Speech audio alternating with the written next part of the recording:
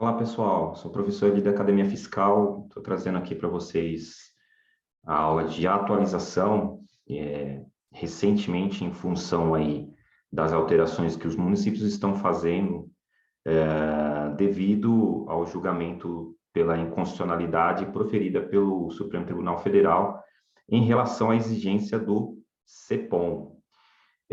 Você que é aluno nosso do curso Intensivão de ISS e também do curso de Retenções Tributárias na Fonte, essa aula está sendo disponibilizada para você aí.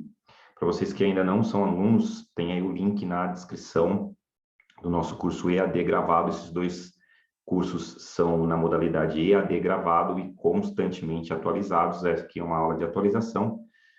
O link está na descrição. Tanto o curso de Retenções Tributárias na Fonte, que abrange todo o universo aí das retenções fonte, ISS, PCC, IR-fonte, INSS, focado na apuração dessas retenções fonte no dia a dia, da apuração da retenção fonte, e um exclusivo sobre o ISS, que é o nosso curso intensivão do ISS. Como o tema ele é pertinente aos dois cursos, essa aula está tanto no curso de retenções tributárias na fonte, para quem busca ampliar todo o conhecimento na parte de retenções fonte, e para quem quer se especializar exclusivamente na parte do ISS, tem o nosso curso intensivão de ISS. Antes de mais nada, é importante a gente contextualizar, né, o que é o CEPOM. Essa aula também está aqui distribuída no YouTube gratuitamente, né? O CEPOM foi um mecanismo que os municípios, principalmente de forma pioneira, o município de São Paulo, instituiu como uma forma de coibir planejamentos fiscais abusivos. Na verdade, a gente não pode nem chamar isso de planejamento fiscal da forma como as empresas arquitetavam e construíam esse artifício, que consistia em você ir para um município cuja alíquota era muito inferior a 5%. Então, dentro de um contexto histórico recente, nós tínhamos municípios na periferia dos grandes centros urbanos, dos municípios mais ricos, que ofereciam benefícios fiscais a partir da aplicação de alíquotas de 0,25%, 0,5%, 1%, ou instituía ali benefícios fiscais mantendo uma alíquota maior, mas com redução de base de cálculo, o que automaticamente trazia uma carga tributária bem menor. O fato é que não tem nenhum problema, não teria se as empresas de fato não estivessem localizadas lá fisicamente, não só juridicamente. Então, as empresas constituíam um CNPJ nesses municípios e, artificialmente, porque toda a sua estrutura física estava no município mais rico e ela operava ali. A legislação também foi aperfeiçoada, mais recentemente com a mudança da Lei Complementar 116, foi definitivamente sacramentado que as alíquotas máximas e mínimas são de 5% e 2%, sendo vedado a qualquer município instituir qualquer tipo de benefício que implique na redução de carga tributária, sob pena, né, do prefeito ou responsável pelo município, o executivo do município, responder perante a lei de responsabilidade fiscal. Tá? Isso foi pacificado, os municípios, inclusive, que tinham benefícios, tiveram que revogar esses benefícios, e, por último, aí veio a queda do CEPOM, né? No dia 26 de fevereiro, o Supremo aí julgou inconstitucional, concluiu o julgamento do recurso extraordinário 116.7509, cujo objeto, né, de fato, era a lei paulistana, a lei 17, a lei 13.431, que instituiu a obrigatoriedade do CEPOM. E depois de muito tempo, o Supremo, essa lide foi levada até o Supremo e que julgou favoravelmente aos contribuintes, porque o CEPOM, de fato, trazia uma exigência extremamente burocrática, e caso o prestador que estivesse fora do município, vamos pegar aqui como exemplo São Paulo, mas todos os grandes municípios acabaram instituindo a sua o seu modelo de CEPOM, né? Mas vamos tomar aqui na nossa aula como base o município de São Paulo. E acabou que, com essa determinação, os municípios passaram, né, a fiscalização praticamente para o contribuinte, que caso o seu prestador domiciliado fora do município não tivesse a inscrição, ele teria que proceder com a retenção na fonte, tá? E aqui um pequeno parênteses.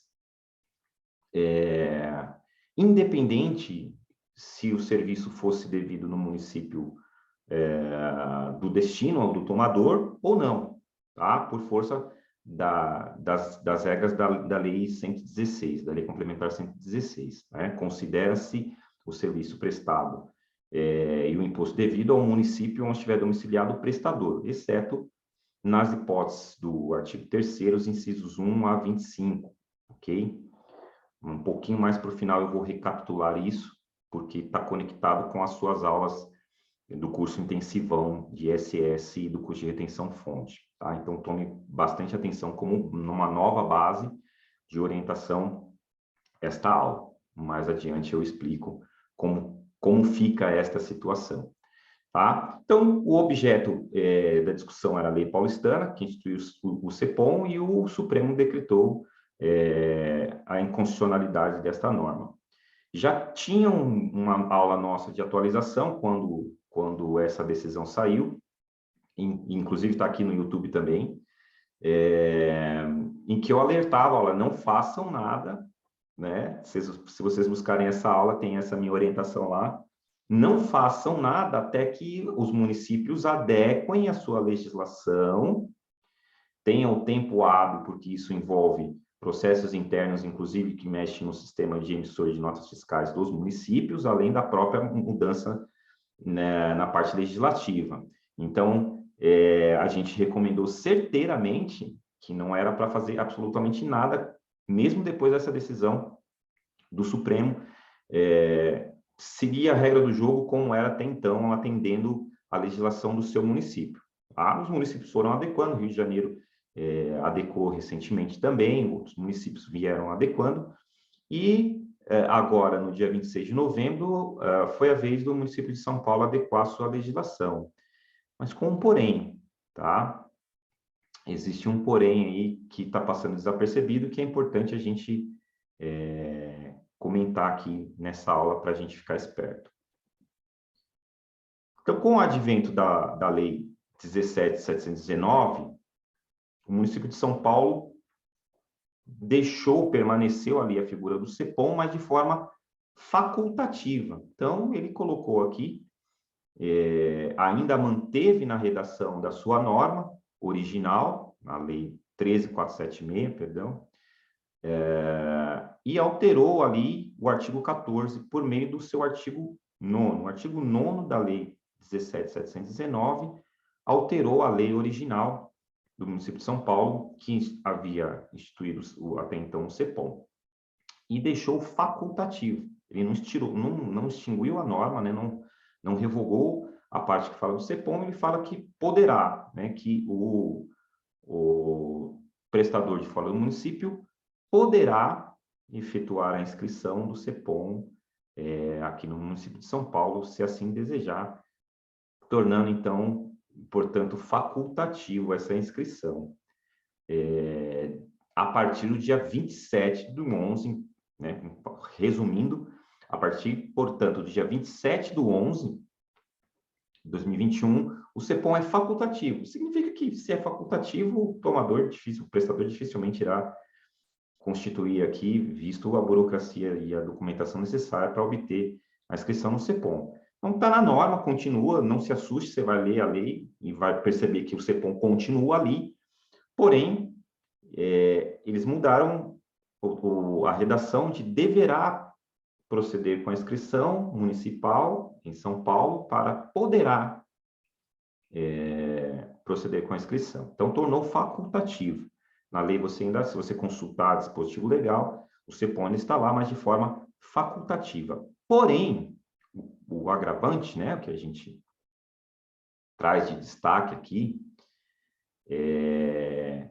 é que ele manteve a NFTS, tá? Aqui no município de São Paulo, é necessário a emissão de um documento fiscal chamado NFTS, que é uma nota fiscal de serviços tomados, uma nota fiscal de serviço de entrada, podemos dizer assim, comparando com a legislação do ICMS, uma nota fiscal de entrada de serviço. Então, a exigência para a emissão da NFTS permanece, inclusive as suas penalidades, ok? Então, podemos ver que, com base aqui na nova redação, nós temos que os tomadores de serviço não obrigados à retenção e recolhimento do imposto, então eu não estou obrigado a efetuar a retenção e recolhimento, tá? Mas estou obrigado a emitir a NFTS. Então, continua a obrigatoriedade da emissão da NFTS, ainda sujeito à penalidade, e criou-se aqui, trouxe na redação, parágrafo 5º, que diz o seguinte, ó, eu vou te fiscalizar isso que o município está falando, né, para evitar aquela volta, uma possível volta de simulação de empresas estando em outros municípios, com alíquota menor, porque isso ainda pode acontecer, em que pese que as alíquotas foram balizadas entre 2% e 5%, a mínima e a máxima, pode ser que um serviço aqui em São Paulo seja tributado a 5% e esse mesmo serviço seja tributado a 2% em outro município. Tá? Então, você tem uma diferença de 3%, que é muita coisa de impacto na questão de formação de preço, por exemplo. Tá? Não temos mais aquelas alíquotas chamadas abusivas, né, do ponto de vista de redução, mas ainda temos alíquotas que, em função do tipo de serviço, determinado município pode cobrar menos do que o município de São Paulo, por exemplo, ou vice-versa, qualquer que seja o município que você, de onde você esteja assistindo essa aula. Tá? E ele trouxe esse parágrafo 5º e falou, eu vou te fiscalizar, porque se ficar comprovado que você sabia que o prestador estava simulando, ou seja, estava num outro município, simulando a presença dele naquele município, não estava lá de fato, isso para coibir, por exemplo, prática de planejamento tributário abusivo dentro de empresas do mesmo grupo econômico, né, por exemplo, o município já mandou esse alerta aqui. Cara, eu vou te fiscalizar em algum momento, e se eu te fiscalizar, eu vou te aplicar uma multa de 100% do valor do imposto, e aí desencadear até, talvez, outros procedimentos de cunho, inclusive, de crime contra a ordem tributária. Tem um vídeo antes desse aqui que você pode também assistir sobre penalidades e crimes contra a ordem tributária, e esse seria um dos casos, porque estaria ali, se devidamente comprovado, caracterizado a simulação, né, que é uma das causas ou um dos institutos previstos como crime contra a ordem tributária. Ok? Então, esse é o ponto de destaque, você tem atenção, o CEPOM passa a ser facultativo, mas sendo mantido, portanto, a obrigatoriedade da NFTS, e caso o município identifique que há ali um conluio entre o prestador e o tomador, ou que o tomador, de fato, conhecia essa situação de simulação, de estar num outro município apenas do ponto de vista jurídico e não físico, isso é uma simulação, irá recair sobre ele uma penalidade de 100%, além da possibilidade de ser enquadrado aí como um crime contra a ordem tributária. Ok?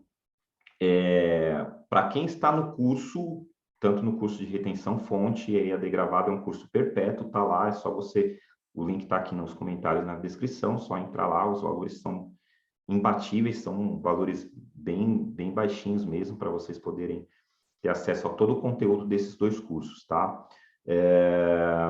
Complementando, então, como fica a questão das retenções tributárias do ponto de vista do ISS? Uma vez que agora, pelo menos para a maior parte dos municípios, não tem mais o CEPOM. Fica ainda a ressalva e o alerta, pessoal, em relação aos municípios que ainda não adequaram a sua legislação. Então, é bom sempre consultar aquele município para saber, claro, para os municípios que tinham o CEPOM, para quem também está no curso, tem aqui uma lista dos municípios que tinham o CEPOM, checa essa lista e verifica se o município já adequou a sua norma em face da decisão do STF. Tá? Essa é uma dica importantíssima.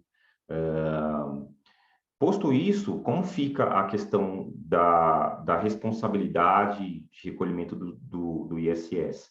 Aplica-se o que a gente viu lá no curso em relação à regra geral. O ISS é devido para o município onde estiver domiciliado o prestador, exceto nas hipóteses dos artigos do artigo 3º, incisos 1 a 25, os serviços que estão ali elencados. Então, voltem para aquela aula, né, e visualizem aquela aula que agora eu não vou aplicar mais a segunda exceção, que seria a constituição do CEPOM. Eu vou apenas aplicar a legislação matriz, que é a Lei Complementar 116, tá? Nessa regrinha. Em relação ao tomador, verifique também a regra que está no artigo 6º da Lei Complementar 116, que determina quais são os casos específicos em que o tomador é o sujeito apontado como responsável tributário pelo recolhimento de tributo.